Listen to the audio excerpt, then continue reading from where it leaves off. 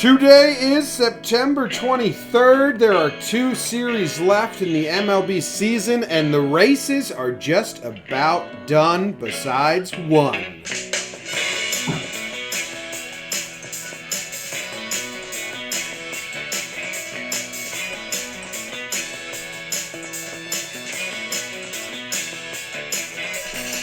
What's going on, everybody? Thank you for tuning in to Talkin Baseball, hanging out with us for a little bit on this fine Monday morning or afternoon, whenever you're listening.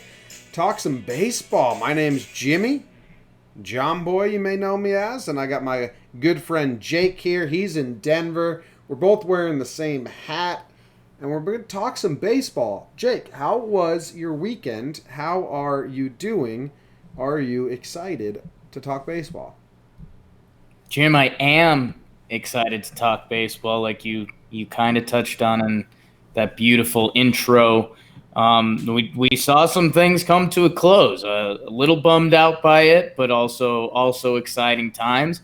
And I think for us, like, the playoff picture has now become real, and we can start thinking about it a little more. There's been a lot of and a lot of and now a lot of it is signed, sealed, delivered. I'm yours. Who references that song? But I'm doing well. Watched a good amount of baseball. Saw one of our mutual friends for the I used to see him every weekend, ex-roommate Jeff. Now this damn baseball stuff. And he did a trip to Europe for like a month and a half this summer. So I've only seen him twice since like June 1st. Who keeps track of that? A lot of stats on this show. Ended with a little concert last night. Saw my girl Rez. She's this Canadian, just bad chica, and I love her. She puts on an incredible show. So I'm doing pretty well, James. How are you doing? Rez, huh? What kind of music is she? Rez. Oh, she's like dark electronic. It's weird. Man. A lot of lights. Crazy. Yeah. I'm doing well, Jake. There's not a lot of baseball left. This episode of Talkin' Baseball is brought to you by our two most recent Patreon sponsors, Oscar Selleck Pilly. Excuse me? Oscar Selleck Pilly. Oscar Silly Pilly? OSP for short. Yes, OSP. OSP. Yeah. And Jordan Kopp. Aspen Cot, man. Aspen Cot. It sounds like some kid's playground toy. Aspen Cot. Yeah, I think I'm combining them, making it one word, and it sounds like a new drug or something. Aspen Cot. Oh, you high off Aspen Cot. Yeah. Yeah. You try that, it's like Aspen Cot? Oxycontin. You're very close to that. Aspen Cot. Yeah. Well, they're different. It's got some Oxycontin in it, but it's its own. You've got some Oxycontin in you? The Aspen Cot does. The Aspen Cot. Jake, I would love to keep the pleasantries up, but everything I want to say needs a report to happen first. So that people know what happened over the weekend. Right. I'm dying to get into the actual results of baseball. So enough pleasantries. Enough of this shit. Yeah, let's get into it. We got the National League report. Jake's on the National League this episode. It's brought to you by our friends at the Roosevelts. Fun shirts, comfortable shirts. I got a box of them over there. I had one on the other day. I know I'm going to sweat a little. I've been putting it on because you still look good despite being sweaty, and it doesn't break through the shirt, which I'm sure isn't their main selling point. Their main selling point is probably that they're fun conversation starting shirts with like clever designs, like we're Yankees fans, so I have a Yankees bobblehead. Fans of Major League, the movie, there's a lot of good there. Sandlot, stuff like that. So go to the Roosevelts, rsvlts.com/johnboy. They've curated a list of all the baseball shirts they have, and you can buy some and use discount code JohnBoy for 20% off. They've been a friendly sponsor of this program as it grows in its infancy. We haven't even done 6 months of this, so to have them sponsoring us from the jump is fantastic. We really appreciate it. So go check out the Roosevelts. Get your sweat on. Jake, gimme it. James, let's start us out with the Bravosi people as Atlanta hosted the San Francisco Giants. Mike Foltynewicz and Max Fried, my guy, both pitched winning gems in the first two games, but San Fran does steal the game on getaway day. Nice performance for the Giants by rookie Logan Webb, Jim. Good time to be a rookie throwing the ball for the Giants this Sunday. The Nationals, they do a copy and paste of the Braves. They win the first two. They lose the Sunday game to the Miami Marlins. Game 2, the Nats won in extras, Jim, the 10th inning. They put up a 6 spot in the 10th. Don't see that a lot.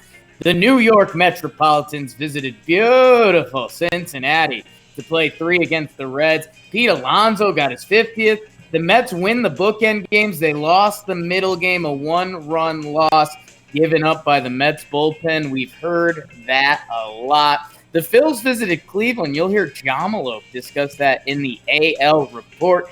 In the National League Central, you heard the Mets beat Cincy, but did you hear about this one, Jim? Wow, wow, wow, wow. The St. Louis Cardinals visited the friendly confines of Wrigley Field where the Cubs season hung in the balance. The Cubs were the better team for 8 innings in almost all 4 games, but alas, it's a 9-inning game. Kimbrel gets rocked twice. The St. Louis Cardinals win all 4 games by 1 run, essentially eliminating the Cubs from the playoffs. Holy Toledo, kudos to St. Louis. Bad times in the Windy City. On the opposite end of the spectrum, Pirates have always been a little susceptible to a good barley, James. The Milwaukee Beer Makers, they sweep the Pirates. They essentially lock up their playoff berth. How about that, Milwaukee? And finally, in the NL West, you know the Giants weren't brave enough in Atlanta. The Dodgers, they hosted my Rockies in Los Angeles. Dodgers win 2 out of 3. Well, this is just fun. Ryu hits a home run, which sparked the Dodgers win in the rubber mat. Let pitchers hit. No way. The DH is coming to the NL, and it's going to make it a better sport. The Diamondbacks visited San Diego, win 2 of 3. Merrill Kelly with a nice start.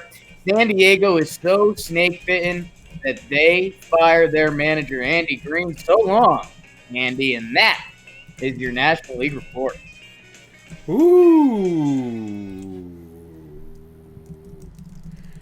Good stuff, Jake. But not good stuff from the National League. National League, I got a gripe.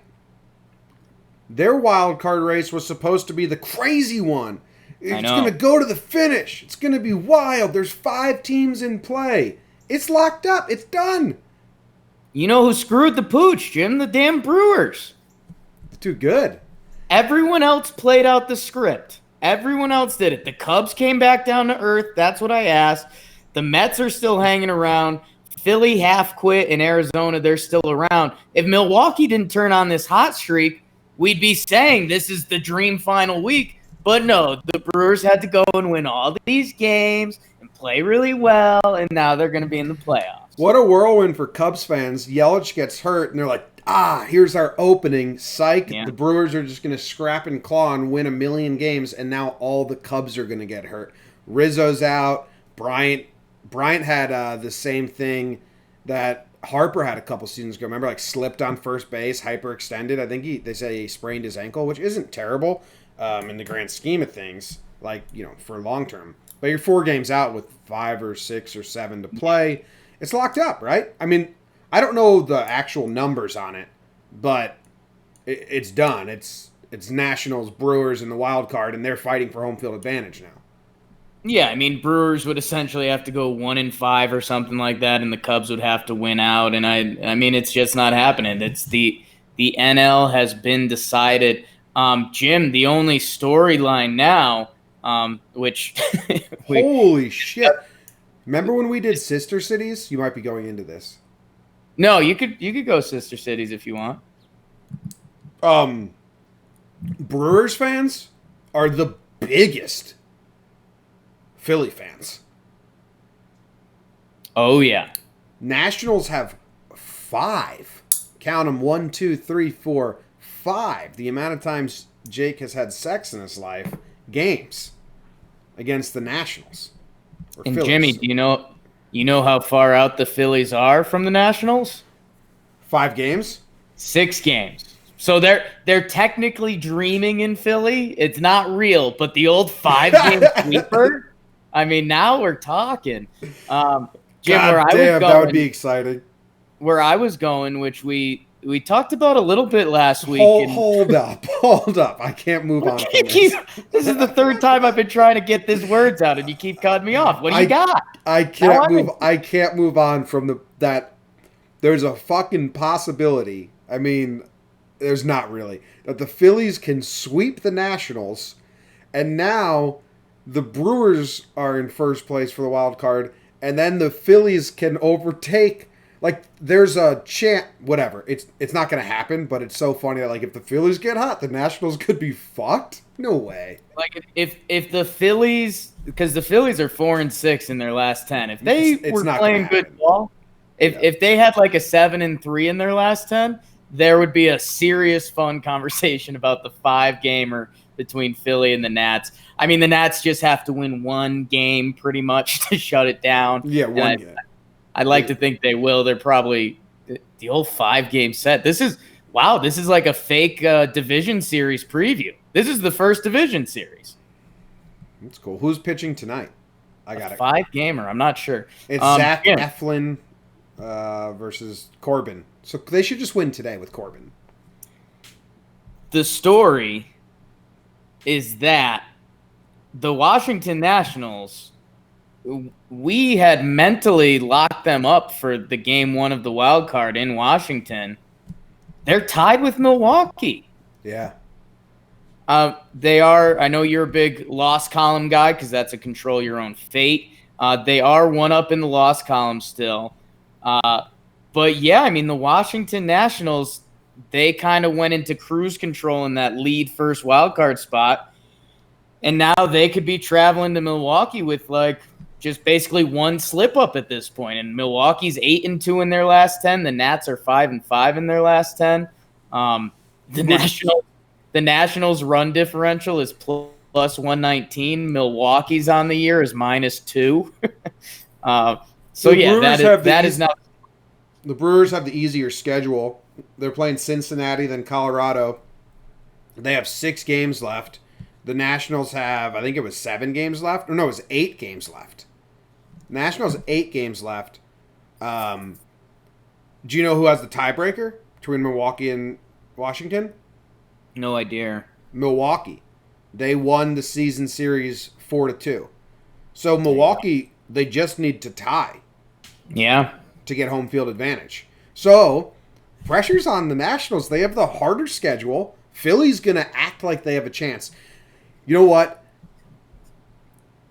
The Nationals have to win tonight, Jake.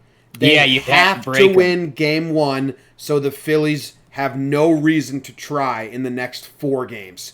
If they lose game 1, I'm almost giving Milwaukee home field advantage. Because which day is the doubleheader? I think the doubleheader's Tuesday. Let me pull it up. You're absolutely right. You have to nip it in the butt tonight because then if it becomes a story into the doubleheader tomorrow, now you've got problems. Tuesday's a doubleheader. Corbin has to win tonight because then Philadelphia won't try, and then it's going to be a good race to see who gets home field advantage in this wild card game. If the Phillies beat the Nationals tonight, then you have a doubleheader tomorrow, and you give the Phillies this life, like, we're going to come give them hell tomorrow. We're playing for our lives. And Milwaukee's over there. They have less games. They don't have a doubleheader against the team that's trying. They have Cincinnati and Colorado. Who cares? And all they have to do is tie you, and they get home field. Damn, that's kind of cool. If the Nationals lose tonight, I think all the pressure's on the Nationals for home field advantage. Are you rooting for the Phillies tonight? Oh, absolutely. Okay. Because that's a better finish. Anarchy. I don't care who hosts that game. Like, I have no interest. I just want it to go to the end. The National League, the race was supposed to be fun. People thought the Mets had a chance. Man, there are some fun stats in this. Well, John, if we do want, we are fans of anarchy. If the Phillies do go for the 5-game sweep, I know we're saying that the Phillies would bring themselves back in, but there's a chance that the Cubs and the Mets could come back in. So now I'm team 5-game sweep. Rooting for a 5-game sweep is the same thing as rooting for me to get my 30-year-old growth spurt. It's just not happening. Well, it's not happening. That's what you think. Jim, I will say this, and we'll talk less about it because, I mean, the 5-game sweep is now like officially happening. There's some fun stuff in the Washington-Milwaukee, if that is the 1-game playoff. Like I mentioned, Washington has the big run differential. It's better than Atlanta's. Milwaukee has negative. They're -2. They'd be the only playoff team with a minus run differential. Milwaukee is under 500 on the road. The Nats have pretty good home and road splits. The Nats are 8 games under 500. So the Nats are 40-48 against teams better than 500. So they have a losing record against the good teams. Milwaukee is 48-40. So it's all over the board there. That would be a fun game. I'm trying to find out how Scherzer does against them. Scherzer's not having the best month of September. Did you know this? He's got a 4.94 ERA in September and 4 starts right now. Nobody wants that NL Cy Young. Damn. I'm trying to see how he's done against Milwaukee this year. But we'll pull it up. I would say this. I do have to say this. I think we have to, on this show, say congrats to the Cardinals. Yeah. That was like that was the only division where there was a race. And the Cardinals kind of said, nah, we'll take it, and never looked back. So congrats to them. Flaherty doing insane things.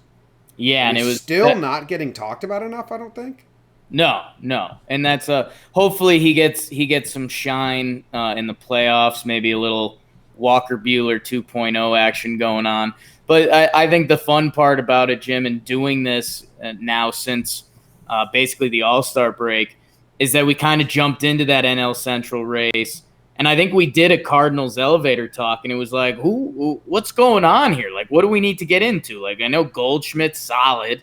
Ozuna's kind of done the same thing for a while. Carpenter had a little bit of a down year. Then we stumbled into Jack Flaherty, and that's been fun to watch. And now the Cards, man, I mean, talk about a dagger. 4 one-run wins at the Cubs. Like, those teams are rivals. That's an ugly one for the Cubs. Max Scherzer, yeah, the Cubs, that's brutal. The injuries, they can lean on the injuries. Madden's done. I think Madden's gone too. Yeah. You think Girardi's going to get the spot? He turned down the Reds because he wanted to wait it out. Like, Cubs is his dream job. We know he wants to manage. You know who else really wants to manage that we know wants to manage is Buck Showalter. Yeah. Buck Showalter is going back into managing. Everyone wants these young managers. I don't know. The Cubs might want one of those guys. They're good. They can afford it. They have the talent, and they're really embarrassed right now. Yeah, it's tricky.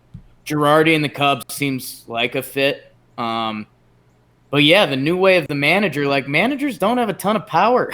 Like, everything is pretty predetermined. Like your bullpen usage, who's playing, and all of that. So I don't know. It's kind of like a personality thing at this point, and I don't know. I would love for Joe Girardi to take the Cubs job and be the Joe Girardi we see on TV, not the Joe Girardi that was with the Yankees that was trying to be like militaristic and stuff like that. Like, that doesn't work. Buck Showalter, I don't think you and I can even talk about just because we love Buck.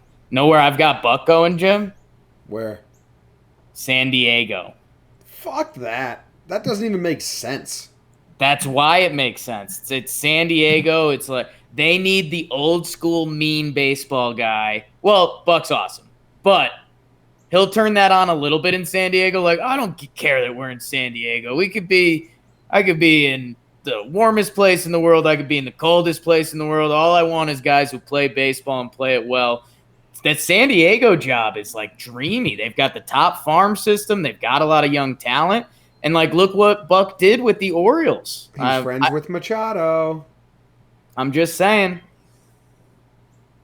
It's not a bad guess. The Machado thing's kind of cool, actually. That's a fun plot twist, yeah. Especially you might hear Manny later on Slump Watch still. Someone's got to get in his ear hole. Well, I think the Padres just completely... They quit. They quit, and that's why you fire your manager. Yeah. We'll talk about him later, I guess. Or yeah. I was pulling this up. Max Scherzer against the Brewers, 1 start this year. 6 innings pitched, 6 hits, 1 earned run, 2 runs, 10 strikeouts. The guys that got him were Gamble, double, Moustakas, RBI single, and then Arcia, double. Gamble, RBI error. Not really RBI, but you know what I'm saying. So it's only 1 game, though. Man, that well, I'm obviously rooting for the old the 5-game sweep still, but man, there's going to be some interesting dynamics if that's the 1-game playoff, because you have these 3 dominant starters for the Nationals. Are they all going to be available? In the Nats bullpen, Daniel Hudson's been really good since he's come over. Doolittle's a guy you can rely on, even though he's not having his best season. But I mean, do you have Scherzer, Corbin, Strasburg available? Do you have 2 out of 3 available? It's and meanwhile, the Brewers are just going to brewer. I mean, they're all hands on deck. Whoever comes out, do your job. Do your job. That could be a Patriots Brewers connection right there. Do your job. Don't care who you are. Just do the job. All right. You want to move on to the AL? You got anything else? In the National League, I think that's it, man. Yeah, Atlanta, Dodgers. Yeah, I'm good. Good. All right. We're moving on to the American League.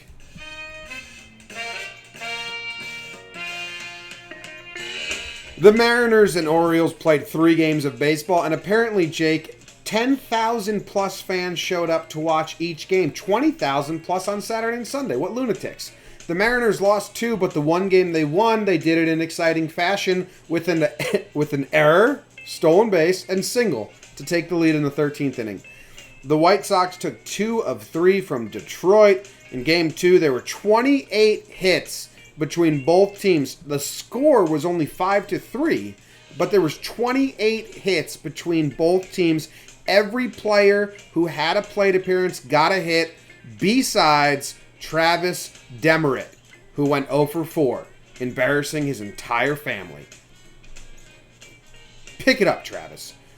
All right, moving on to games that matter. The Astros took 2 out of 3 from the Los Angeles Angels of Anaheim. All of Houston's pitchers had less than their usual starts. Greinke wasn't great. Miley was especially bad. He's been bad. He was especially bad. And Verlander had more hits than innings pitched, which is wild for him. Still got the win. Still pretty good. The big news for the Astros is Carlos Correa came back, picks up his first hit since the injury. 2 home runs. Pretty good. The Yankees lost game 1 and 2, but beat the Yankees lost game 1, but beat the Blue Jays in the next 2 to take the series. They still haven't lost a series at home since mid-April. Houston is up 1 game in the loss column for home field advantage in the American League. They also have the tiebreaker against the Yankees. The Tampa Bay Rays have taken 2 games from the Red Sox so far. They finish up the 4-game series today, so there's 1 remaining game to be played. Tampa walked off the first 2 games, winning both of them 5-4. Willie Adames and Nate Lau got the walk-offs. Glass now with 3 more good innings. Yarbrough got smoked, and Blake Snell starts today. The Indians took care of the Phillies and won 2 of 3, keeping them tied with the Rays for the second wild card spot. Bieber with the good start. Cookie Carrasco, Jake, got the save in the first win, and then came out of the pen in the game 3 to get the win, reliever win. The top 4 of the Indians order kind of went off. Lindor, Mercado, Santana, Puig, they're carrying the Indians right now. And the A's beat the Rangers to stay atop the AL wildcard race. Good starts by Manaea and Fires. More on that later. And despite a bunch of bad pitching by the Twins, they take 3 out of 4 from the Royals. The only good start was by rookie Randy Dobnak. But Twins are kind of playing for nothing because the home field advantage is out of reach. The Indians aren't going to catch up to them, and they're playing teams that suck. So the Twins are kind of playing for nothing right now, just gearing up for the playoffs. The Rays and the Indians, man, they're tied for the second wild card spot. We're not talking about Brewers Nationals tied for home field advantage. We're talking about one of these teams may not even see the postseason. And there's like 6 games left in the season. So basically, scoreboard watch times a million. If you're the Indians, you can't lose. If you're the Rays, you can't lose. Like one of these teams has to 6 games left. They got to go 5-1. You know what I mean? Like this is going to get fun. Yeah, and Tampa's got some games against Boston coming up, and I think Boston put in a little effort last series. Meanwhile, Cleveland's at the White Sox. Oakland's going to L.A. Yeah, I mean and Jim, I think the other crazy thing is, like, Oakland feels crazy safe, but I mean one slip up, and like if they were to slip up, it could be a 1-game thing. So Oakland, they still have to lock in, although it seems they're going to host a wild card game, which is fun. That city will go nuts for that one game. I like that a lot. The A's have locked up a wild card spot. Jim, I just think there's a chance. Like you said, all of these teams are aiming to be perfect for the next week. And I think in baseball, it's kind of funny that that's not always the goal. It's like baseball, a lot of time the goal is like, let's survive this road trip and come back home. These teams are aiming to be perfect. If the A's lost tonight and the other 2 teams win, it's a 1-game thing. And if it's 1 game for, the final 6 days of the season, that could be it. So at 2 games, it's much nicer to have that 2-game lead. But one slip up with these other teams trying to be perfect, and you could be good. I'd love to see some of the nerd statistics on their percentage to be in, because the A's do have. It has to be 90% chance at this point. But the A's have a 97% chance to make the playoffs. Does that count a 1-game play-in though? Because that's the other factor here. It counts the wild card. Right, but a 1-game playoff to get in the wild card. It doesn't count that. It's a little bit of a factor. That's not the playoffs. That's a right. But if you win that game, you still get in the playoffs. Yeah, but there's the A's have a 97% chance to be in the wild card game. That 3% is what it's all about, man. They're in. They have an easy schedule. They have L.A. and then Seattle to close it out. The A's are in the wild card. It'll be the Rays and Indians is going to be real fun. And Tampa has a game against Boston tonight. Who's playing? Who's pitching? Julius Chassin versus Blake Snell. Okay, so the Rays should win that. Chassin sucks. And the Indians are playing the White Sox, man. Yeah. I think the Rays have the hardest schedule, but the best pitching. And schedule at this point doesn't matter because, technically the Red Sox are 81-74, but they're not playing for anything. The White Sox, if you run into Giolito and you've got some young guys out there, it's really day to day at this point. It's who's pitching and who's in the field that actually cares at this point of the season. So this is pretty funny. Buck Johnson in the chat just said this, and it's true. That final series, Indians versus Nationals, yeah, they could fuck each other. Easily. Damn. We're going to be in Maine for that. Stay tuned in, though. We had a lot of 5-game sweep talk. The Nats kind of know they have to take care of business this series. Yeah. Well, yeah, but then They don't want it to come down to the Indians. They're saying let's drive through this. Let's win 4 out of 5, 3 out of 5, and we can kind of shut it down for the final series. That's true. So we said Brewers fans were huge Phillies fans. Yeah. Indians fans are huge National fans this week. Indians fans want the Nationals to 5-game sweep the Phillies so the Nationals don't even try those last games of the series so Cleveland can try. Damn, that's cool. I'm excited for this finish. Like, one of these teams isn't seeing the wild card game. Yeah, and I mean, I think it would be great for baseball. I mean, if it turns out to be a 1-game playoff and it is Cleveland-Tampa, that would be a blast. Think I'm rooting for that at this point. Because, I mean, it's I can't point at either of those teams and be like, yeah, Cleveland's not really that deserving if they don't make the playoffs. No, they've got really good pitching.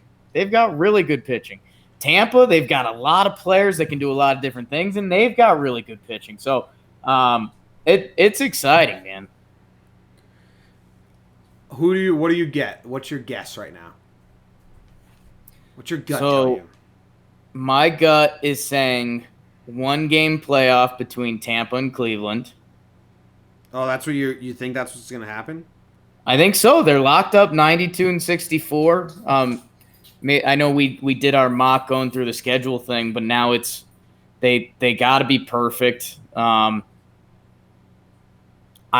don't know. I guess that's the fun game I'm playing in my head right now. If it was a 1-game playoff, all hands on deck, so many young good pitchers on each side. Cleveland, I mean Bieber, Savali, all those guys that have been twirling it for them. For Tampa, Snell, Glasnow, their bullpen, they've got a bunch of guys. I think I lean Tampa. I think as a baseball team, I think Tampa is a little better than Cleveland. But I also like stars in 1 game. And I mean, Lindor jumps off the map. And we got to make Bieber a star. And baseball needs to make Shane Bieber a star. That's a great point. So, Cleveland doesn't play today. The A's don't play today. The Rays play today. So what's today's outcome, Rays Boston, that makes it most interesting? Rays lost, right? Well, I mean, I'm still in the 3% that Oakland's getting brought back into this. So I mean, I'm rooting Rays Cleveland. I now have Oakland in my anarchy bucket. Oh, Oakland's in. Oh, 3%, man, that's baseball, baby. Yeah, that's what the Mets fans were banking on too, and the Phillies, and the Rockies. Tell that to reuse Homer. Reuse Homer. I have a thought on it.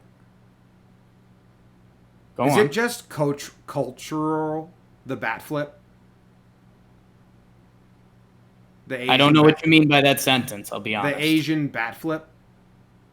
Like, even the Little League players do it the same way, where they swing and then Higgy did it. How they're taught. Yeah, it must be how they're taught or something, right? You see it at the Little League World Series every year. Every team comes over. Their pitchers throw slightly different. Their bats finishes are a little different. The leg kicks forever. Leg kicks how they teach. But it's cool to see Ryu, like, first home run ever, and then, like, the bat flip goes that way, and you're like, damn! Connected with one. Finally got it. 0-2 pitch, oppo shot. Swing's feeling good today. Damn. All right. You feel bad for the Cubs? Only a little bit, because I was rooting for the Cubs to come back down to earth to make the wild card crazy, and now they came crashing to the earth, and the wild card's not crazy. 6 games left, and the National League wild card's locked up. 5-game sweep. How many games are... So there's not a lot of games today. This Monday, as we're recording this. They think there's like only a handful. A lot of people have off. So we're rooting for the Phillies, and I'm rooting for Boston to beat the Rays. Marlins, Mets, no one cares. Blue Jays, Orioles, no one Mets, cares. 5 games. If you're gonna be in the 5-game sweep, you should be rooting Mets. No, they're out. They can't double up. Cardinals, D-backs, no one cares. So bring it on. Red Sox, rooting for the Red Sox. I'm not. I've got Tampa tonight. All right, you got Phillies though. Oh yeah, 5-game sweep. Okay, cool. Never believed in something more in my life.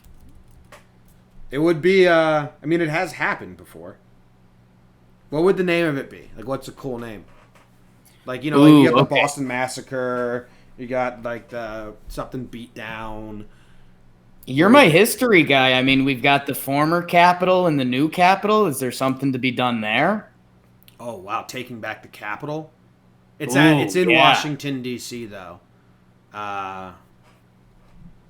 You could just call it like I don't know, War of 19. It's not 19. It's 2019. No, I don't know. We need a cool name. It's got to happen first. It's not going to happen. Right, the 5-game sweep that's not going to happen has to happen first. Before you can. And then we'll name it. And then we'll name it. Once it happens, we'll name it. Yeah. Okay. All right. Well, moving on to standout performances. Standout performance. Jake, you get to go first. Who's your standout performance? Jim, my standout performance and back-to-back standout performances from the same team, and luckily it's a team I'm totally rooting for this year, the Houston Astros. Jim, George Springer, 3-homer day yesterday, 3 for 5, 3 yabos, 4 RBIs. Jim, I have some bias here. Yep. He's a Connecticut guy. He was born in New Britain, Connecticut. That's where you and I attended college. Go CCSU Blue Devils, lost on a block punt this weekend. Next, he played college baseball at UConn. UConn basketball is basically a religion of mine growing up in the state of Connecticut. So anyone from UConn is beloved. George Springer is beloved by me. I just think it's kind of bizarre. He's having a great year, Jim. 116 games played, 38 homers.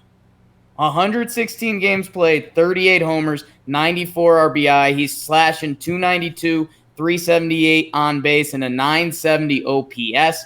From center field, numbers like that just didn't really happen back in the day. Now we see talent all over the field. And I just think he gets looked over a little bit, man. When you think Astros, you think Verlander. I think people jump to Bregman. I think even after that, I mean, this year it's Garrett Cole and Altuve and even Correa. I mean, I think Correa gets more love than George Springer overall. And George Springer, he won the World Series MVP. He's a 3-time All-Star at a premium position. He's got a Silver Slugger. I did, and Jim, I've got bad news for you because you're going to be hearing a lot of this for the next 6 months or so. It's the stats per 162. So if a guy played a full season, what his stats would look like. George Springer, if he played a full season this year, is on pace for 128 runs scored, 54 home runs, and 132 RBI. How many games has he played? 116. So he missed like a little over a month. Oh. Yeah, it's not even like that much time. Yeah, he missed like a month's worth of games, basically. Cool. CC? He didn't go to CCSU. He went to UConn, right? He went to UConn, but he's a proud New Britain guy. Jim, do you think what I was saying is fair? That like when people think Houston, it's definitely Verlander, Bregman, and Altuve. Yeah, I think Springer's up there though. I mean, he won the World Series MVP. He was on the cover of Sports Illustrated twice. It was him on there, no one else. I don't think he gets lost in the mix that much, but I've known his name forever, so like I might be biased as well. Yeah, I think in the grand scheme for what he does, he gets overlooked. And it's a little bit like Garrett Cole's performance this year. If you're tuned into baseball, again, only 18th guy ever to get 300 strikeouts. So Garrett Cole deserves the love this year for sure, and his upcoming free agency. He's just a stud, flat out. He got a vote for Rookie of the Year in 2014. It's big. Talks about that. He got one vote. I love that. That person went to UConn. I guarantee you. His teammate, Abreu. Oh, no, not his teammate. Jose Abreu got 150. 2014. Rookie of the Year. Brock Holt also got one vote. So did that guy was from Boston. So did Nicholas Castellanos. And that guy was from Detroit. And Jake Odorizzi. That was a mistake. Damn. Rookie of the Year voting is so weird, dude, because, like, it's not indicative of becoming a star at all. No. Billy Hamilton got second place in 2014. Travis d'Arnaud got 2 votes. Whatever. I'll get off this page. I'm sorry. Can't stop. My standout performance, Jake, is a little simpler. It's just Mike Fiers. Yeah. I gave him the not now with his facial hair award last episode or episode before that. He didn't get out of the second inning, 2 starts in a row. Got blowed up by Houston, then got blowed up by Texas. Was just basically in a war ground in Texas, going around Texas getting his ass kicked. They pulled him from the game. They made up that phantom injury. His fingers were tingling, the old David Price. They're like, but he's going to make his next start. Okay, so you're just trying to cover his morale. 8 innings pitched, 2 hits. Really good outing against Texas, the same team he had to do that fake injury against. The A's are in it. Manaea's back, and he's been really good. Fiers, if he can do this, that's awesome. The A's, each fan base of the Indians and the A's and Tampa have things to cling to if they win the wild card. Like, hey, we got pitching. Like, our pitching's good right now. All 3 of them have it. I think, like, in 2017, the Twins didn't have it. I think if you ask Twins fans, they'd be like, if we beat the Yankees, like, there's no way we were doing anything else. And the Yankees in 2015, if they won the wild card as a Yankees fan, it was like, there's no way we're doing anything, though. All these teams have it, and I think Fiers throwing that 8 innings pitch really, if he threw bad again, A's fans would be like, oh, shit. Like, dude, we lost him? But it's a really good outing by him. Puts the A's back into the thick of things. I think they have it locked up. Jake's rooting for the 3% chance they don't. But went crazy Beard, went crazy bad, recovers rather nicely with 8 innings pitched. Yeah, and it is a really nice start. There's a little, you could do a little what's Texas playing for. It was a tough couple episodes on the podcast for Fiers. And yeah, Jim, I don't know. I think the only thing where I do disagree with you slightly is the start is great. He's going to get one more before the playoffs, I believe. And I don't know. I just think if he has kind of a mess start or even an okay start, like when they open up the wild card game and Fiers is out there, they're going to say, in this month of September, he had a 7.5 ERA. He's not their wild card pitcher, is he? I think they'd use him. They'd probably be him and Manaea, right? Yeah. I don't know. Yeah. So I just think, and say they win the wild card game and they go into the playoffs.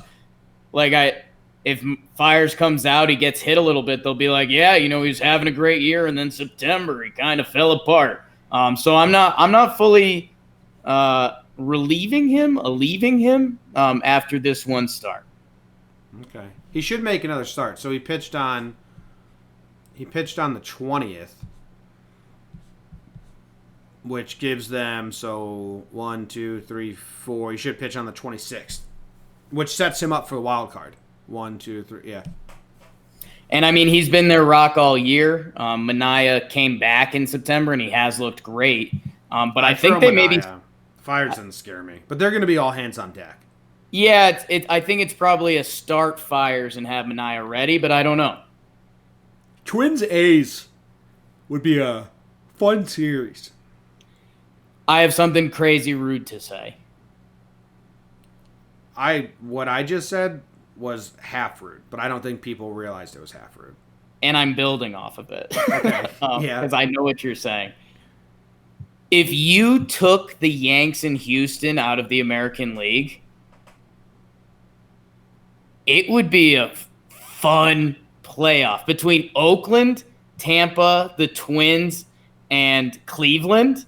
Those 4 teams, are just throw them in the boat and see what happens. Well, yeah. I mean, don't talk too soon. One of these teams could shock us. Like, you're rooting for 3%. Oh, easily. But the pitching is like weird. I don't know. I'm picturing nerdy childhood Jake playing like a PlayStation baseball game that doesn't operate well. And if you could give me the 4 teams, Tampa, Cleveland, Minnesota, and Oakland, and just do random simulations between those 4 teams playing each other, like I think I would do that for every weekend for 5 years. I need to know what's going on with the Twins pitching. And I think that is an interesting conversation. I don't know if we want to fully dive, Jim, but you mentioned that their bullpen, you'll hear about the Twins bullpen in call-up watch, which was a little surprising. All the other teams we've talked about have so many like different weapons. We mentioned like Fires, Mania, and then the A's just have arms they can go to. And Liam Hendricks at the end, he's kind of a little bit of a trump card so far this year. The Rays, they've got all their starting pitching who will be available, and they've got a ton of guys they use out of the bullpen. Cleveland, we haven't talked about Cleveland going playoff mode for pitching because it's a ton of starters, but they can throw something together. Minnesota, if they want to do something this playoffs, they are banking on Barrios and Odorizzi having crazy starts. That's their only chance. Barrios has been bad. Yeah, but I mean, he's still having a really good year. Yeah, he's got 5.17 ERA in his last 8 games, and I'm excluding a big outlier right before that. That if I include, it's a 6.15 ERA. I mean, he's got he's got 2 good starts this month. He's got 2 bad starts this month. Yeah, and in his last 9 games, he got 4 good and 5 bad.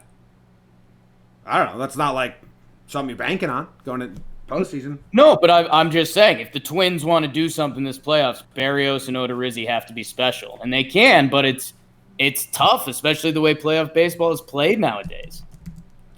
Yeah, I'm interested to see how the Twins fare. I'm going to go back 30 days, right? Sure. And now, who's been the best Twins pitcher the last 30 days? Barrios has the most. Starting pitcher? Yeah, as a starting pitcher. I mean, I would guess Odorizzi. The last 30 days, the Twins starters, it's Perez, Barrios, Odorizzi, Dobnak, and Gibson. Barrios is 5 games, 3-1 with a 4.7 or 4.6 ERA. Perez is bad. It's Dobnak is their best pitcher. In his last 4 starts, he's got a 2.45 ERA. Odorizzi 3.68. And Kyle Gibson's been awful. I guess that would be the other thing. This Minnesota team, you've heard about the lineup, and those guys are legit. They have a lot of young pitchers that would be thrown into it. I mean, Zach Little, Dobnak. You know Odorizzi, his game log's not bad. It's a lot of 5 innings pitched, 3 earned runs. Sure. Not great, but That'll win you games if you I mean, it's always going to be asked for in the playoffs, or that's what all the other teams will be asking for from their starters. And doesn't Odorizzi, when we saw him, doesn't his slider technically have like the most movement of starting pitcher or something crazy like that? I believe he's got one of the crazier ones. Yeah, I forget. Yeah. I think his name always comes up. All right, let's move on. Twins. Slump Watch. Slump Watch. Jake, you were in charge of Slump Watch today. What do we got? Yeah. Well, we'll start out, which is basically outside of Slump Watch, but it's Aristides Aquino Watch for Cincinnati, the young driller who we want to keep our eyes on because we knew it was going to come down, but how hard did it come crashing down? He has an okay series. He goes 3 for 11 with a homer and a walk. Jim, I've been talking about my teeter guys. I think that's the term that I've landed on. My teeter guys, where their stats the next couple weeks are going to depend how their season looks. Aquino, he's game to game right now. His OPS going into the 9s or into the 8s. So Aquino, but Saturday he was in the 9s. He had a bad game Sunday. He's back in the 8s. So that's a little teeter watch for Aquino. Say Aristides. I know you like saying it. Aristides. So he went 3 for 11 with a home run and a walk. It's okay.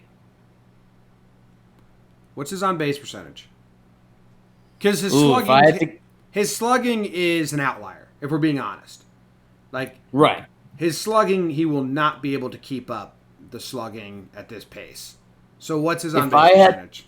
I'm going to – this is always the embarrassing game for us, which fans probably laugh at. But I'm going to guess, and you can guess if you want with me, that Aristides Aquino is hitting 275 and his on-base is like 320. I would have guessed lower on both. So he's hitting 260 and a 310 OBP. Yeah. Yeah. So that's talking Aristides. What's favorite his, thing. What's his slugging? Like 580? 575. Yeah. He might be able to keep that up. Yeah, I mean, there in the juice ball season, there are some numbers that do look like Aristides, and it's not as crazy as an outlier as it would be other years. No, but you need that on-base percentage higher. Yeah, get it up, Aristides. Draw that walk. Let's get into the real slump watch. Jim, a guy that you and I have had heated debates over, young Dansby Swanson for the Atlanta Braves, also a Vandy guy. Jim, he goes 0 for 10. He has a pair of walks, of course. He's now up to 0 for 15, and now I'm vested. Yeah, man. What's his stats since returning? I'll pull them up. They're not going to be pretty, and we're getting up to a lot of games. Well, and that's the thing. I defended him because he came off the IL initially, and then he had one series where he got on base a ton, but it was a lot of walks, and now here we are. And now he's 0 for 15. And, Jim, it's got to be a discussion in Braveland. This is a huge week for Dansby Swanson.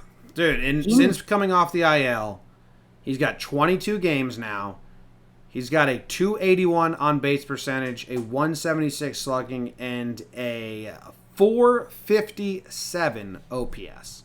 I mean, he's been swinging a wet newspaper since coming off the IL. And, I mean, he's got 6 games to, show you something. Unless, is he a lock defensively? Is he a locked in? I mean, he's their shortstop. He's a former number 1 pick for him. I believe so. I mean, I think they have guys if they want them. Couldn't they swing Echeverria there? Jim, he's on the season, he's a 244 batting average, 322 OBP, a 742 OPS. Pretty average. He is solid with the leather. As long as he gets a couple hits this week, I think they're running with Dansby. And then if they need, if he's pure ice cold, I think you consider Echeverria. Or I know they had Camargo, but he might have gotten hurt. But I mean that's kind of the craziness of baseball, right? Yeah. But he's a Vandy guy. Echeverria's been playing too. He said, "Thank God for taking me off the Mets." Amen. And Danny's been hitting a little bit too. So yeah, it's definitely second. Watch. Yeah, slide Albies over. I don't know. That's one of our Braves fans. Our Braves, my baby Braves, reach out. Albie sat the last 2 days. Rest season, baby. Azay. Braves got nothing to play for. But yeah, Dansby Swanson, you, sir, you do have something to play for. So yeah, now I'm into that because this last week could depend a lot of his playoff playing time future. Do you know what Ozzy Albies' real first name is? Albies. You think it's Albies? Albies. No, it's Azeno. Azeno should go by that. Actually, Ozzy is pretty good. So Dansby, we've got our eye on you, brah. Might watch you the rest of the way anyways at this point. Jim, I will say this, another guy I fought for because I have a higher bar for him than you. Yadier Molina, catcher for the Cardinals in the series where they killed the Cubs. He comes out the first 3 games, 6 for 13 with a homer. He does go 0 for 4 in the last game, but still a 6 for 17 series is solid. And they took the soul of the Cubs. So Yachty, you're coming off, and he's just going to compete in the playoffs. That's just what he does.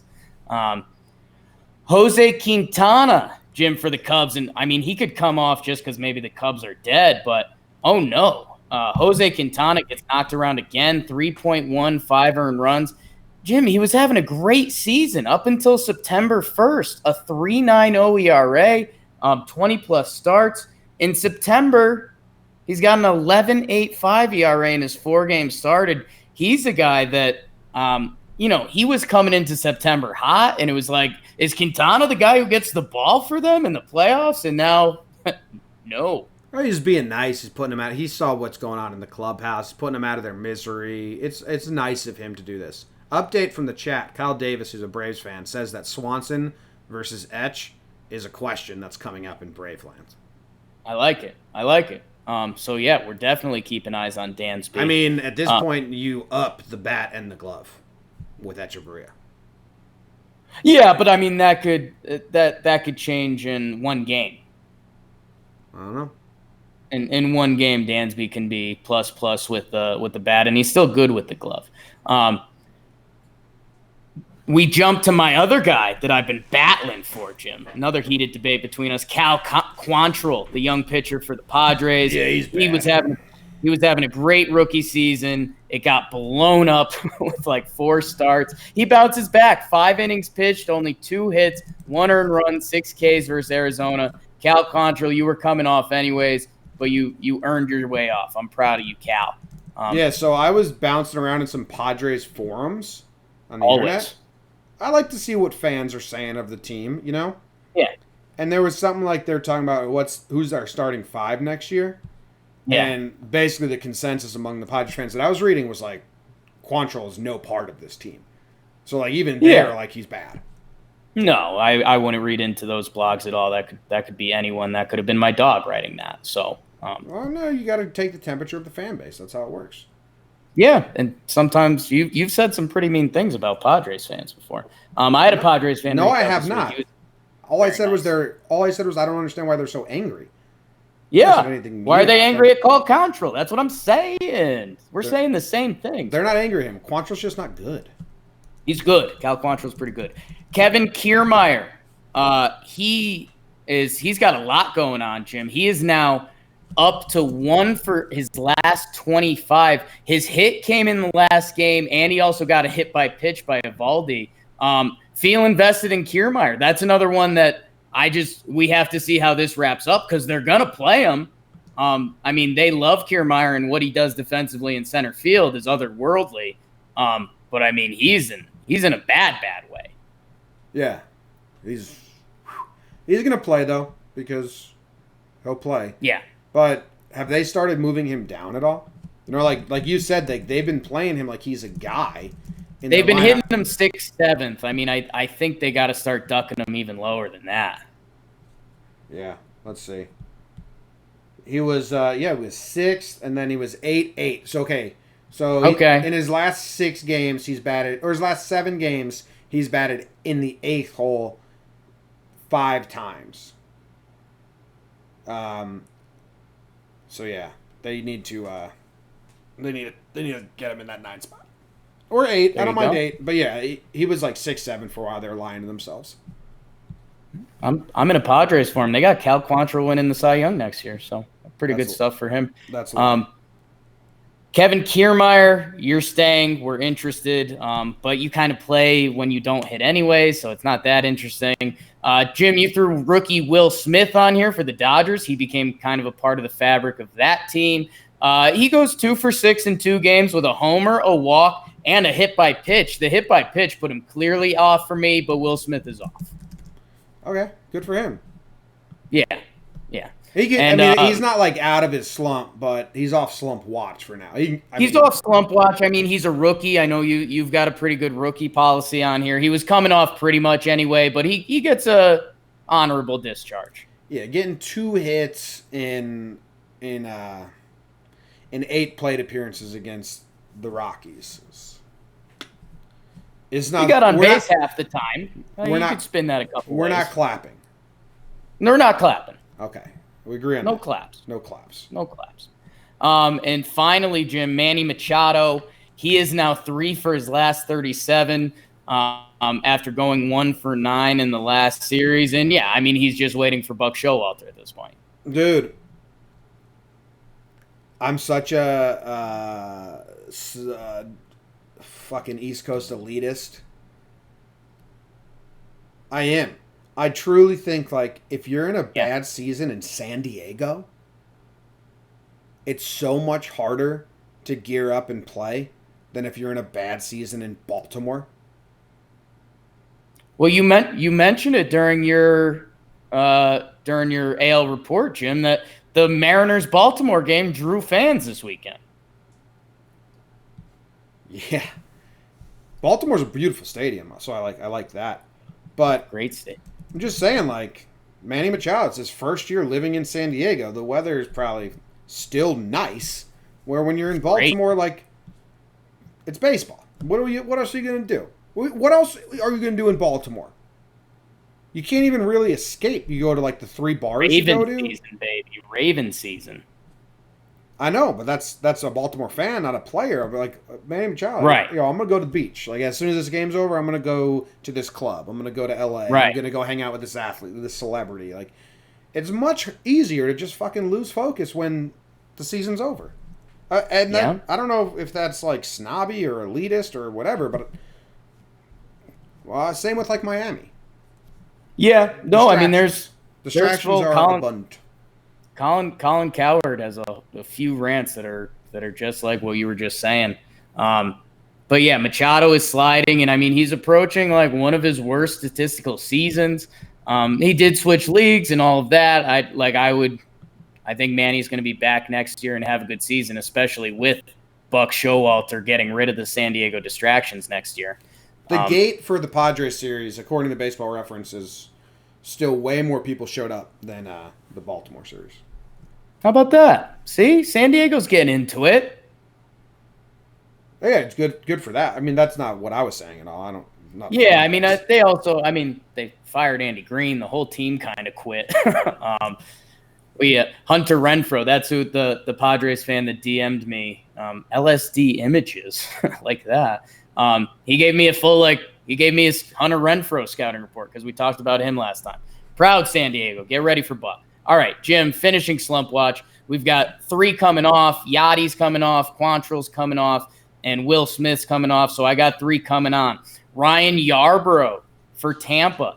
Did the whole pitching thing with Tampa. They got a lot of weapons. Ryan Yarbrough, for a while, was one of their main weapons. He had a big year last year. He was having a big year this year.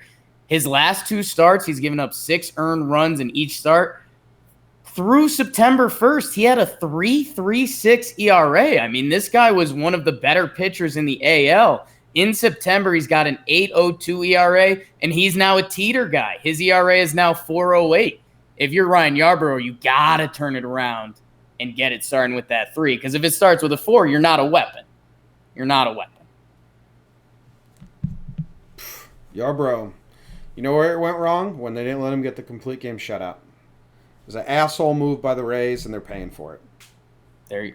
I love that, Jim. I want to cut up those stats right now. I want to cut them up because that was such a fucking asshole move by the Rays. it's not good baseball. Like I'm sure the numbers told you the right thing, but it's not good baseball. If anyone doesn't know what we're talking about, Yarbrough had 8. He had 1 out to go to get a complete 8.2 shutout. To get a complete game shutout, and they pulled him. And the next guy comes in and gets like a simple ground out. And it's like, and they take the biggest morale boost for a pitcher, complete game shutout, to now he hates you and he's angry. Yeah. It's like, what are you doing? So that was dumb. Computers can't measure that. And he was the only pitcher this year that got taken out 8.2 shutout without facing the next batter. Probably the only pitcher ever, dude. What team would ever do that? Yeah. It's interesting. We'll get research on that. Jim, I've got a couple bigger names on here for my last two. Just in slides, I've got Rhys Hoskins for Philly. He's in a 1 for 20. I didn't deep dive on his numbers, but he's got to be careful with his low batting average. If he ends up poorly, he'll be the talk of Philly sports radio for all off season. So Rhys, you got to get it going. And then my guy Matt Chapman for Oakland, the stud third baseman. He's in a 3 for 24. And it's kind of one of those things like this next week matters just a little bit more for Matt Chapman because you don't want to come in slumping. You don't want that to be a story. I'm not worried about them. I'm kind of scared of the A's bats. I mean, they're good, but I mean, if Matt Chapman has another bad week, he's going to be, 6 for 50, and he's going to be seriously slumping. And you just can't have that be the conversation. He's not getting on base either?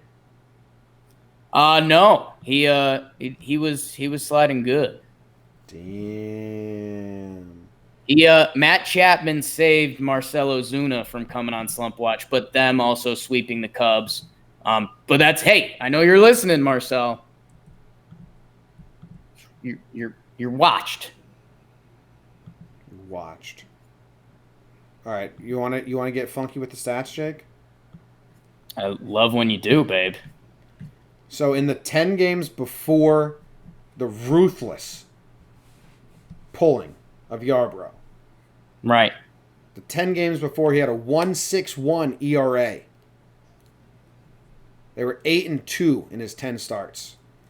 They ruthlessly take the ball out of his hands, don't let him get the complete game shutout in the 1, 2, 3, 4, 5, 6 in the 7 games since 5.45 ERA. Put that in your fucking computer. You fucking dicks. Crunch those numbers. I know I'm joking, and I am also... No, you're not. No, just to let it be clear, I don't think he's doing poorly now because they pulled him. You don't think there's a direct correlation? I think it's an asshole move, and I think if something goes... I think you lost him, like how Andy Green lost the clubhouse. If the Rays lost Yarbrough for a little bit, I think that's fully on them, and I don't blame Yarbrough for being like, fuck this organization. And it's not a joke. You do believe in it. No, I don't believe that's why he's actually pitching bad. Okay. He could just be getting tired. It's the end of the season. He's never pitched a lot of innings and stuff. But I do think it was an asshole move. I like the theory. Lean into it. No, you already compared me to Cowherd once. I can't do like 2 nutty hot take shits. Play the sound. What sound? This one? Dirt nasties on fuego. That means I'm on fire, baby. Like Waco. All right. Got some on fire bats and arms to talk about. There's a lot, dude. There's a lot of like bad baseball going on, so there's a lot of good hitting going on. And so I didn't want to do 2 from one team. I threw some on here. Carlos Correa we already talked about. He had 6 at-bats and 3 hits, but 2 homers. And this is huge because he just came off the IL. So that's why this is worth talking about. It's not crazy. You're talking about Chapman being in a slump for the A's. Well, the dude that hits right by him, Mark Canha, is the opposite. He is 6 for 12 with 2 homers, and he's got 4 multi-hit games in a row with 5 extra base hits in those 4 games. So who are they playing next? They're playing the Angels. Angels fans, not that you care. Watch out for Mark Canha. He's got 4 multi-hit games in a row for the A's. And Canha's having a big year, Jim. Yeah, big year. Yeah, he's doing really well. Good for him. Aaron Judge, Yankees. He came off the IL 2 months ago, and he didn't hit a home run for a while. He actually hit a home run in Oakland, and that kind of opened things up. Since then, over the last 28 starts, 30 days, he has 14 home runs, which leads the MLB in that span. Also has 6 doubles, a 1.111 OPS. Just had 2 home runs in this most recent series. He's been one of the hotter hitters in baseball over the last 30 days, and just in time. Yeah, and I won't give a full Judge thing, but just know it when he, due to his stature and the way he plays, when he's right, it's something I've never seen before. Let me finish in Fuego, and then we have an announcement that just happened. Uh-oh. Miguel Sano for the Twins. Their pitching sucks lately, but their hitting is incredible. Nelson Cruz also went off. I think he had 5 RBIs in one game. But Sano, over his last 15 games, has 7 homers. It's like a home run every 2-game pace. That's math. 19 RBIs, Jake, in 15 games. Yeah. 19 RBIs. In the 4-game set versus Kansas City, he went 7 for 14 with 3 walks. So that's a .588 on-base percentage in 4 games versus Kansas City this past weekend. Corey Seager, a National League guy, we'll throw him on there. 6 multi-hit games in a row. So you thought Mark Canha was impressive with 4 multi-hit games. Corey Seager has 6 multi-hit games in a row for the Dodgers, and in his last 8 games, he's slashing .469 batting average, .485 on base percentage, 1.266 OPS. So he's getting real hot. And a couple of these multi-hit games, Jake, were pinch hit appearances, where he pinch hit, only got 2 at-bats and got 2 hits. It's crazy. Wow. And then I had to throw some arms on there.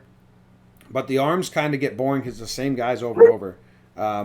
Padres rookie Chris Paddock, in his last 4 starts, he's got a .077 ERA. The innings pitched, I don't think, is too impressive. I think there's a 5 and a 6, which is good. But earned runs allowed is really impressive. And then the last one on there, because I'm a Yankees fan, and I'll shove my bias down your throats. James Paxton's 10-0 in his last 10 games. The Yankees are 10-0 in his last 10 games. He's got a 2.25 ERA in his last 10 games and a 1.67 batting average against in his last 10 games. And the cool part is there's a direct correlation to changes that he made. I think we've talked about this already. He was like, let's throw the knuckle curve more. Let's mix in the off speed. He changed his pitch mix, and the results have been insane. So. And yeah, Paxton, when he's right, he is a lot of fun to watch. He's got this weird Canadian intensity going. He has fully turned his season around. He is 10-0 in those 10 starts. And good for Paddock. I know when we initially started doing this, he was getting his second round through the league, and he was getting beat up a little bit, but he's rebounding to finish off his rookie year. And the Miguel Sano story, man, isn't kind of being talked about enough. I mean, this guy was sent down and was basically described as broken, and now Miguel Sano's back. He's got 33 homers. His OPS starts with a 9, and just some of the most raw power in the game. Yeah. So the news that broke, Jake, is Ned Yost is retiring. No. Yeah. No. No more Yost Post. Is he still going to do the Verizon commercials? Yeah, that has nothing to do with his... That's his acting career. So now the Royals, the Giants, the Padres, and most likely the Cubs will be looking for managers. Royals, man. Who the fuck would want that job? That's going to be a bench coach we haven't heard of, right? John Morosi says Mike Matheny, special advisor to the Royals in player development, is viewed as a strong candidate. Sure. Knock yourself out, Mike. I mean, why would they want him? I mean, that's I think it ties into your first question. So who would want the job? But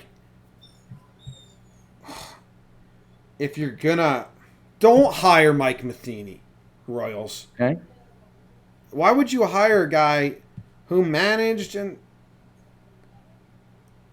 and then isn't managing anymore. Couldn't we say that about Buck Showalter? Buck Showalter and Joe Girardi are established good managers. I mean, Matheny's got number. He's won 1 pennant. He's got a lifetime .555 win percentage. Yeah, I don't know. Maybe I don't think of him as a good manager. I think of him as having real good teams. Buck Showalter's a good manager in baseball. Like that's a known thing. You got bad teams and bad stuff.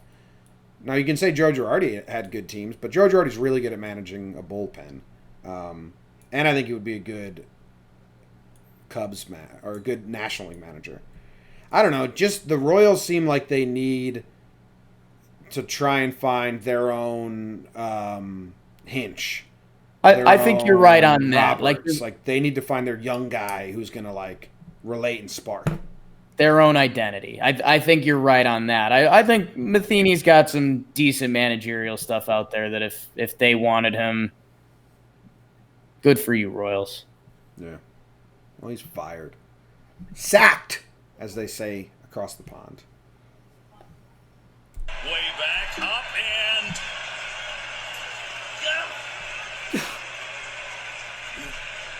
I don't even know. Goodbye, home run. I mean... Who did the Orioles get hot? Jake, there were a lot of Mariners that had really good series against the Orioles, but a lot of them were hot already beforehand. So yeah, the Mariners are actually kind of playing decent baseball. I was looking at their game logs recently. They're doing all right.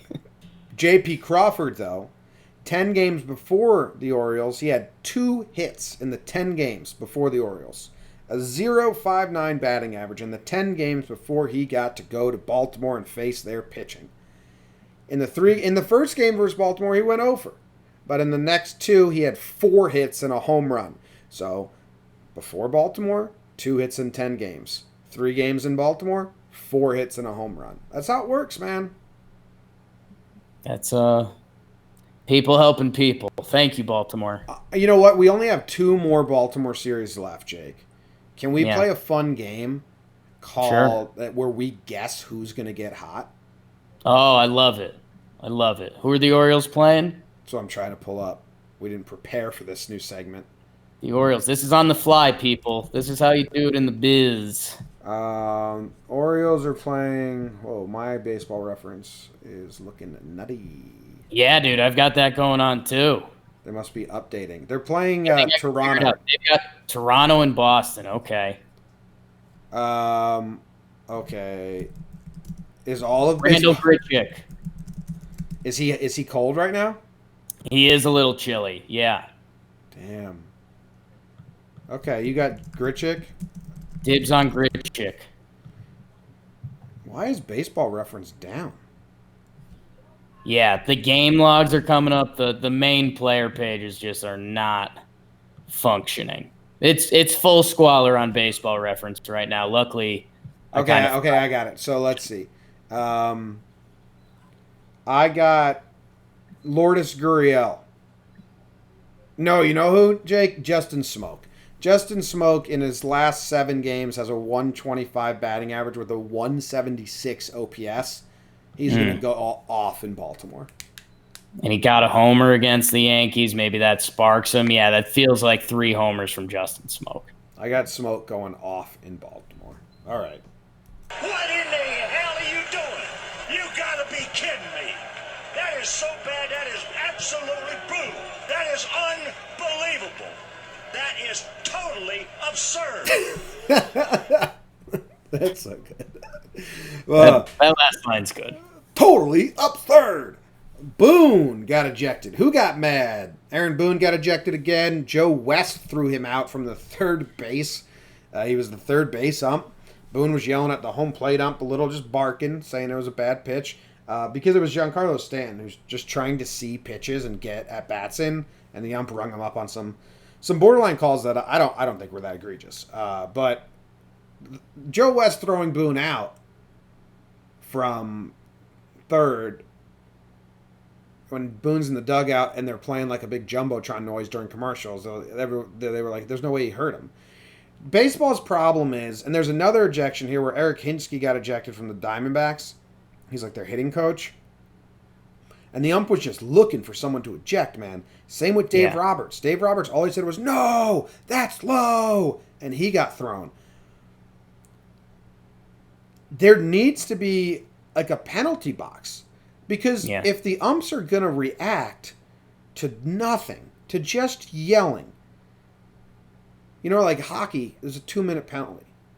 In NFL, there's 10 yards. In basketball, there's a foul, 2 shots. Baseball doesn't have that. I've made this spiel before. But the umps are getting crazy, man. It's fucking 0 to ejection if you just simply yell, which happens in every sport. In all the other sports, they'll be like, all right, 2 minutes, fucking, you can't yell at me like that. 2-minute penalty, misconduct, whatever the fuck you want to call it. Two shots, technical on the coach, But if the umpires are going to be ejecting people, like Dave Roberts got ejected because he said, no, that's low. Come on. Yeah. Like, that, it's so crazy to eject for that and then fine. So I'm over it. Like, I'm kind of tired of it. Yeah, I'm done with the whole Umpires Association, and that sounds kind of like a lame, soft, like casual thing today. Like, yeah, the umps suck. The game is hard as hell to call. Guys are throwing harder than ever. They're throwing 99 on the black. I couldn't tell you if it clipped the corner or not. I'm not mad at the umps for missing calls, but we need to change the guidelines, and umps also just need to be held accountable. And that's the thing. The Boone ejection was an ejection from the night before. Joe West was behind the plate and missed a horrible outside pitch on Brett Gardner. I mean, it would have hit a right-handed batter if they had a closed stance, and it got called a strike. And so the ejection is a follow-up the next day, and Joe West skates away clean. He goes to his next series. There's no problem. There's no issue. And there's just zero. I just don't know how this was set up, that the umpires that run the game have no accountability. It's crazy. None.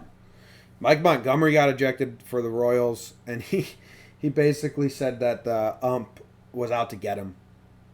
He said he barked at him in the early innings, and then he was specifically not calling his curveball strike and staring at him afterwards. That's good for the game, though. It's Mike Montgomery's first ever ejection. He's never been ejected. He's never had issues. It's crazy. That tells the story.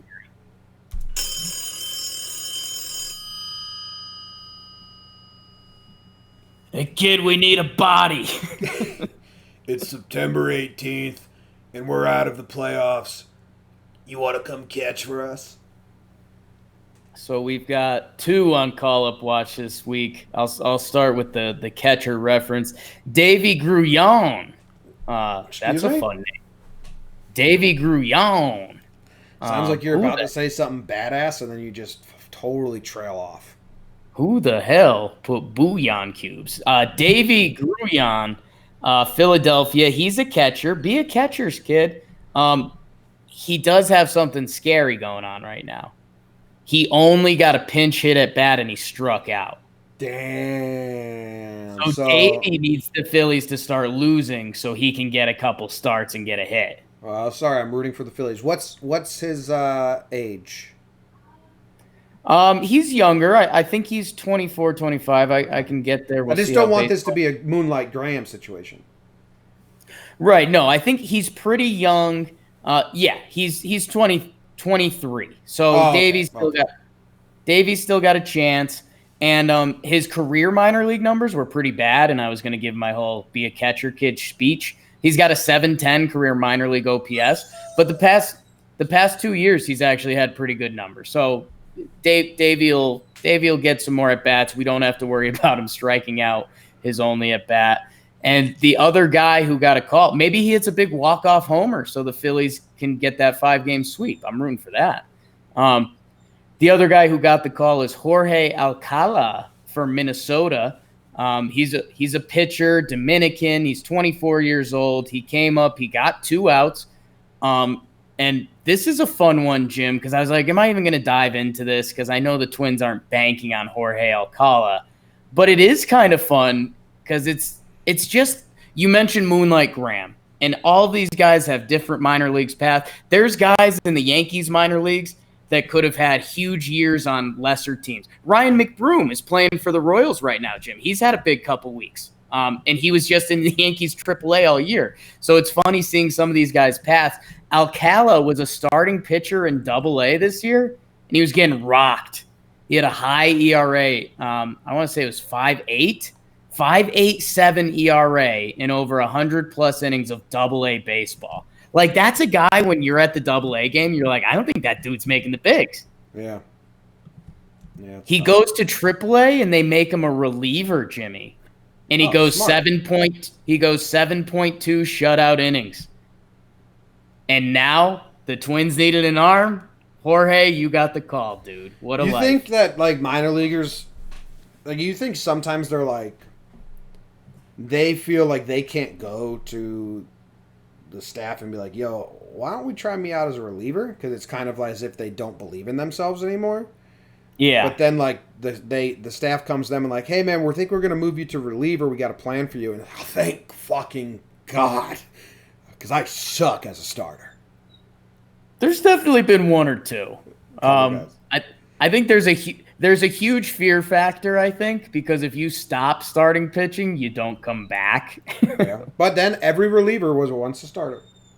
Yeah, exactly. So yeah, Jorge Alcala, he might have found his calling coming out of the bullpen. Good for you, dude. His calling. Tricky stuff, Jake. Tricky. Let's move on to awards.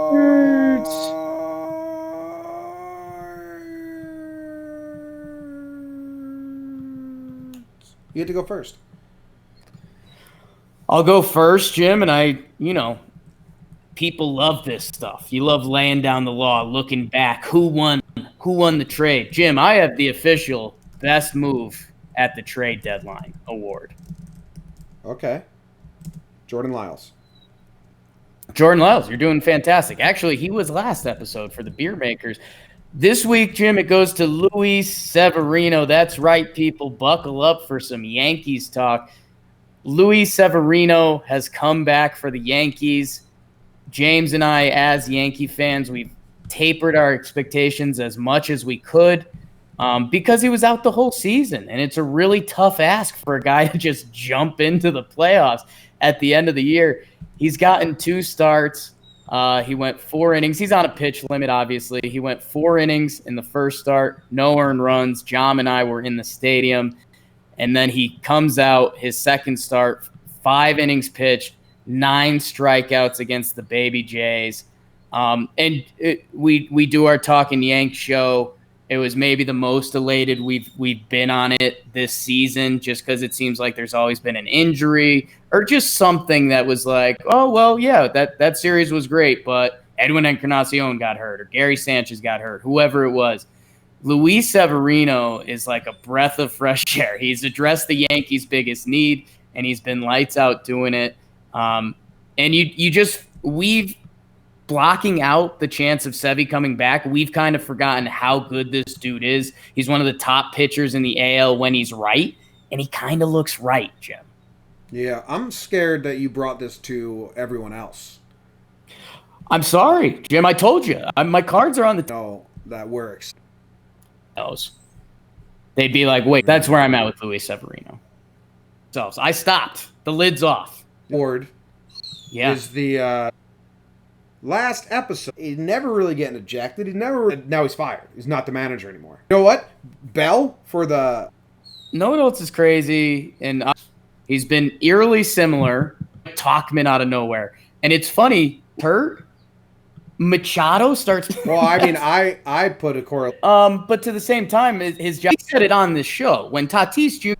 Yeah, I mean, you just got to keep the room motivated. Yeah, but this. You play well.